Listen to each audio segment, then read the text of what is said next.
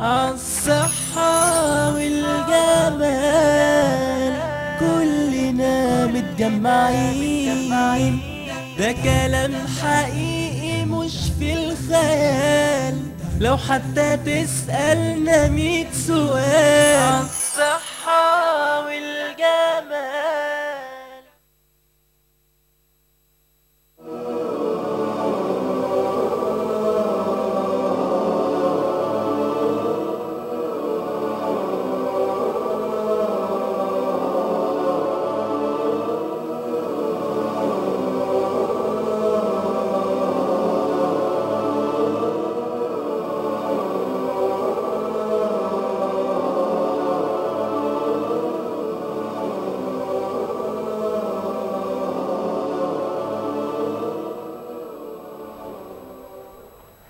السلام عليكم ورحمة الله وبركاته. معكم سعد المصري معالج الرفلكسولوجي والشياتسو. المسلمين بفضل الله تعالى مفيش أي مشكلة خالص بسبب الوضوء. الوش. طب معانا اتصال، نقول السلام عليكم ورحمة الله وبركاته. السلام عليكم. عليكم السلام ورحمة الله وبركاته. أهلا وسهلا. يا ريت حضرتك توطي صوت التلفزيون. أيوة. تسمعيني بس. ايوه بقول لحضرتك نوطي بس. كان هيقول حاجه علاج الامساك وبعد حضرتك اتوقفت عن كده. طب نوطي بعد اذنك صوت التلفزيون عندك وتسمعيني على طول بس من التليفون. حاضر. اتفضلي يا فندم، تقولي ايه؟ حضرتك كنت بتقول ان حضرتك عندك علاج للامساك وبعدين أيوة. حضرتك توقفت عن الكلام. لا مش توقفت، انا قلت هنا منطقه الكعب دي هي المسؤوله عن انا ابني اولا في الاعداديه وعنده امساك على طول، يعني كل تقريبا اسبوع بيدخل الحمام. تمام. طيب هو بالنسبه للامساك هو موجود اصلا في الحمام. شايفين انتوا ايديا هنا كده هتلاقي فيه مكتوب كده 81 وهنا 18 صح كده ولا لا؟ بقول لحضرتك الايدين نبص كده على ايدينا هتلاقي مكتوب هنا 81 صح كده؟ في القدم الشمال والايد الشمال والايد اليمين مكتوب 18.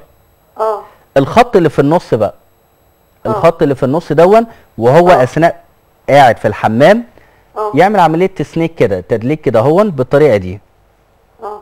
يا ريت الكاميرا تبقى زوم كده شويه معايا. ادي ايديا هي في خط هنا في النص قاعد بيعمل حمام، انا بضغط سنيك بعمل عمليه زي التعبان كده وهو بيمشي كده هون على الخط ده. هنا دقيقه وهنا دقيقه. عارفه بقى الماسوره اللي هي محبوسه كده وتلاقيها انفجرت؟ ده اللي هيحصل معاه. تاني اشرح تاني لحضرتك. عندي مثلا ادي الايد الشمال اهون عندي رقم 81. الخط اللي في النص بالظبط اي حد بقى ايديه كبيره صغيره انا ماليش دعوه، انا بمسك الخط اللي في النص دون وبشتغل عليه كده بضغط كده اهو.